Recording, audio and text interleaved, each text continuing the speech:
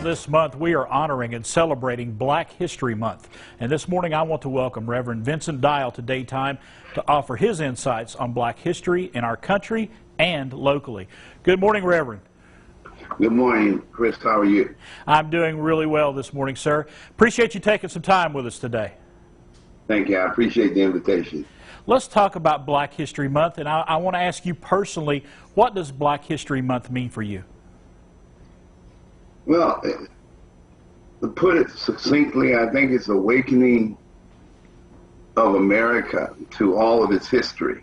When I hear Black history, I think that because some histories that have been suppressed for so many years, when Dr. Carter G. Woodson back in 1926, it used to be Negro History Week, which basically was the precursor to what we know as Black History Month. And I'm hoping that we are maturing as a nation, that at some point in time, some juncture in the growth of this country, that Black History Month, it won't just be a month, that it will be a part of the whole history of America. And sometimes I'm a little bit taken aback because we are more than just 28 days. People of color, African Americans, we're more than just 28 days. I salute the objective and what people are trying to do, but I think we have to now mature beyond that and look at it not just Black History Month, but there may be an ideal or maybe a time when we recognize people of color throughout the year. So I think it's time that we grow a little further now as far as Black History Month is concerned.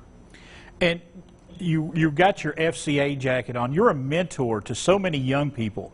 You're with the FCA, you're at Science Hill High School, ETSU. You mentor a lot of young people each day. What is the message you bring to them about Black history in our country?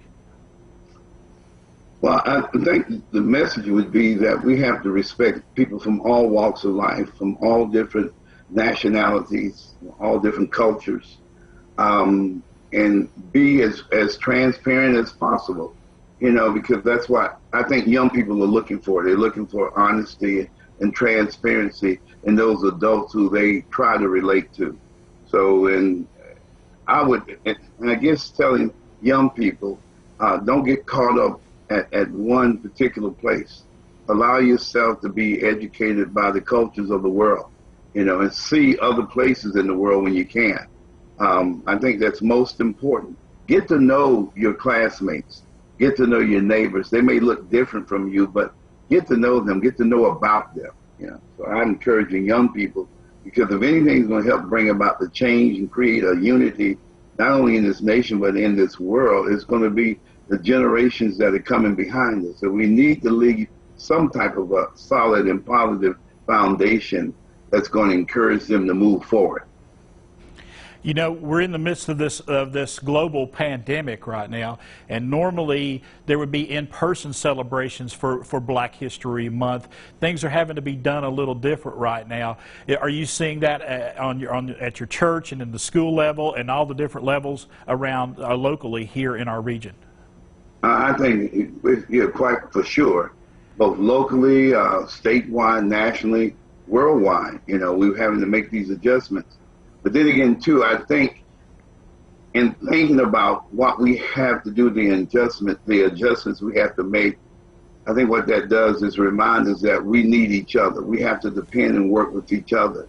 You know, if we try to just isolate ourselves from this group, we're going to find that isolation is going to do more damage than anything than help us. So I think the pandemic, to some degree, this may sound crazy, it's been good for unifying people and for people working and helping and working with each other and to solve issues, to solve problems. So I think there's a good side of the pandemic, too, when it comes to unifying not only this country but the world. Do you see that unification starting on the community level right here in the Tri-Cities, doing our part, and then if all small communities do their part, it's going to be global before we know it? Oh, for sure, Chris. It's already happening, you know. And I think one thing, whether we want it to happen or not, these younger generations, they're marching, they're protesting, they're speaking out.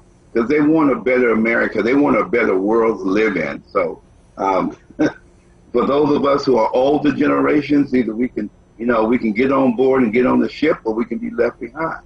And we can be there to help mentor these young people, to help them as they put their lives on the line when they go out and they protest and they speak out against things that are wrong in this country. All right. Reverend Dial, thank you so much for taking some time with us today, sir. Thank you, Chris, for having me. God bless you. All right. Reverend Vincent Dial, he works with young people all across our region. And we'll be back with more Daytime Tri-Cities in just a few moments. Are you looking for the perfect